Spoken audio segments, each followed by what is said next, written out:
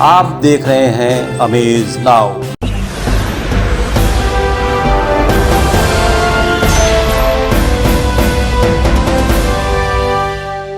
नमस्कार, मैं हूं अरविंद श्रीवास्तव। आप देख रहे हैं अमेज नाउ की खास पेशकश चुनावी झड़प। गोरखपुर जनपद का चिल्लूपार विधानसभा क्षेत्र काफी विस्तृत है, काफी फैला हुआ है और राप्ती, रोहिन, आमी नदियों के बीच या कह लीजिए आसपास से गुजरी हुई घाघरा नदी भी बह रही है आसपास से। जी हाँ, 3,31,450 मतदाताओं वाला यह विधानसभा क्षेत्र इन दिनों चुनावी सरगर्मी का पूरी तरह से आगोश में है। चुनावी सरगर्मी पूरी तरह से यहाँ पर दिख रही है। एक ऐसा मामला कल शाम को हुआ जिसकी वजह से भाजपा के प्रत्याशी राजेश त्रिपाठी ने गोला थाने पर पहुंचकर वहां पर मुकदमा दर्ज कराया। जी हाँ, पहले आपको ये जान लें कि मामला क्या था। राजेश त्रिपाठी जो भारतीय जनता पार्टी के इस मौजूदा समय में प्रत्याशी है, पिछली 2017 के चुनाव में भी इन्होंने प्रत्याशिता के रखी थी अपनी, लेकिन कुछ हजार वोटों से ये हार गए थे। उस समय बसपा से विनय शंकर तिवारी जो मौजूदा समय में समाजवादी पार्टी के टिकट पर प्रत्याशी हैं चिल्लूपार से, उनके तमाम कुछ समर्थक थे जो कौड़िया गांव में जिस समय राजेश त्रिपाठी का जनसंपर्क अभियान चल रहा था, लाठी डंडों से लैस होकर उनके पीछे उस जुलूस, उन हुजूम के पीछे लग गए थे। ऐसा राजेश त्रिपाठी के तमाम समर्थकों का भी कहना है। राजेश त्रिपाठी का यह भी कहना है कि उन्होंने बहुत बचाने की कोशिश की। कई बार ऐसा भी मौका आया जब लगा कि मामला आर पार का, लड़ाई आर पार की हो जाएगी। गाली गलौज से शुरू हुए इस विवाद ने अपने पूरे चरम पर उस समय पहुंच गया जब दोनों ओर से लोग आमने सामने हो गए। ऐन वक्त पर कुछ पुलिस के अधिकारी, राजस्व के अधिकारी भी मौके पर पहुंचे और यह घटना है देर शाम की, तकरीबन 7 से 8 के बीच का यह समय था। काफी बीच बचाव के बाद सुलह समझौता हुआ। लोग, दोनों तरफ के प्रत्याशी अपने अपने गांव, घर की ओर वापस लौटे। लेकिन आज सुबह में यह मामला फिर से उस समय तूल पकड़ा जब भाजपा के प्रत्याशी राजेश त्रिपाठी गोला थाने पर पहुंचकर, कैंपस में पहुंचकर मुकदमा दर्ज कराने के लिए उन्होंने एक तहरीर दिया। उस तहरीर में 6 नामजद और तकरीबन 1 दर्जन अज्ञात लोगों के खिलाफ जो प्रत्याशी विनय शंकर तिवारी के समर्थक बताए गए हैं, उनके नाम उन्होंने दर्ज कराए हैं। फिलहाल अभी भी पुलिस तफ्तीश कर रही है, कोई इस मामले में गिरफ्तारी नहीं हुई है, लेकिन पूरे क्षेत्र में पूरी तरह से सरगर्मी बनी हुई है, तनाव व्याप्त है। पुलिस के तमाम सिपाही कई गांव में, चौराहों पर यदा कदा जहां तहां दिखाई दे रहे हैं। लगता नहीं है कि यह मामला रुकने वाला है।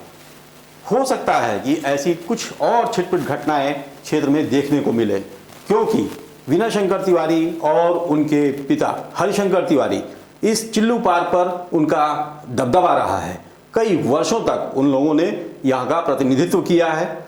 हालांकि राजेश त्रिपाठी ने भी बहुजन समाज पार्टी के बैनर से टिकट लिया था और चुनाव जीता था, और 5 साल वह बसपा के एक मंत्री के रूप में भी उन्होंने उस क्षेत्र के लिए काम किया था। इस साल भारतीय जनता पार्टी के टिकट पर 2022 का वो चुनाव लड़ रहे हैं और बड़ी दमदारी से चुनाव लड़ रहे हैं। तमाम समर्थक इनके साथ हैं। कल की अगर घटना की बात करें, यदि इनके पास 25-50 समर्थक नहीं रहे होते तो शायद घटना कुछ और हुई होती। तो फिलहाल यह पूरा मामला इस समय पुलिस प्रशासन के पाले में है और वो किस तरीके से इस पूरे मामले को डील करती है, यह देखने वाली बात होगी। हालांकि अभी तक इस मामले में कोई गिरफ्तारी भी नहीं हुई है। मैं अपने समर्थकों के साथ कौड़िया गांव, जो गोला थाना क्षेत्र में पड़ता है, चिल्लूपार का हिस्सा है, मैं वहां कन्विंसिंग के लिए गया था, वोट मांगने गया था अपने कार्यकर्ताओं के साथ। और वहां पे ब्राह्मण आबादी है, यादव आबादी है, दलित आबादी है और थोड़ी सी निषाद आबादी है। तो मैं पहले ब्राह्मण बस्ती पहले पड़ती है, मैं उसमें घुसा अपने कार्यकर्ताओं के साथ और लोगों को प्रणाम करते हुए, मोदी योगी जिंदाबाद कहते हुए हम लोग आगे बढ़ रहे थे। तो मेरे कानों में काफ़ी तेज़ हल्ला, शोरगुल की आवाज़ आई। तो सुना गया तो किसी ने बताया कि वो यादव बस्ती में कुछ लोग अपने दल के जिंदाबाद कर रहे हैं। सपा जिंदाबाद या अखिलेश यादव जिंदाबाद। तो मैंने कहा ठीक है, वो लोग अपने नेता का जिंदाबाद कर रहे हैं, मुझे कोई दिक्कत नहीं है। तो हम लोग उधर से कन्विंसिंग करते हुए ब्राह्मण बस्ती से और दलित बस्ती की तरफ बढ़ रहे थे। तो चूँकि जिला पंचायत के पहले सदस्य रहे हैं भरत यादव, उनका घर था, उनके घर के पास उनके दरवाजे पे खड़े होकर के करीब 20-25 की संख्या में सब नई उम्र के बच्चे, लगभग हमको लगता है कि 18 से 22-25 के बीच के सब रहे होंगे, और वो अपना पूरा हुटिंग करना और उनको जिंदाबाद करना, योगी मुर्दाबाद, मोदी मुर्दाबाद, राजेश त्रिपाठी मुर्दाबाद शुरू किए सर। तो हमने अपने लोगों को रोका कि आप लोग कोई प्रतिकार न करिए, उस अपने दरवाजे में किसी क्या कर रहे हैं, आप लोग चलो। तो हम लोग आगे बढ़ गए।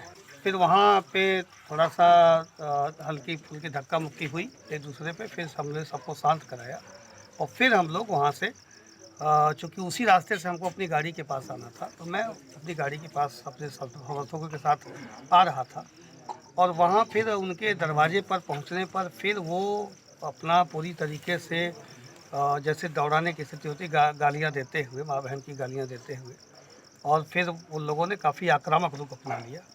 हमारी भी जो टीम थी वह भी रुक गई फिर, और ये हुआ कि ठीक है तो फिर तुमको जो करना करो, और एक तनावपूर्ण स्थिति खड़ी हो गई, धक्का मुक्का की स्थिति शुरू हो गई और मारपीट की नौबत आ गई। फिर मुझे बीच में हमको आगे जाना पड़ा। हमने कहा कि भाई मेरा कार्यकर्ता है, गाली क्यों दे रहे हो तुम? और उन लोग हमारी तरफ भी काफ़ी तेज़ी से हमलावर थे, और अगर मेरे गनर बीच में ना आए होते या हमारे जो समर्थक है नहीं आए होते तो उनका हमला मेरे ऊपर बिल्कुल होता ही होता। तो यह थी अब तक की खबर। अपडेट अब तक की है, देखते रहिए अमेज नाउ।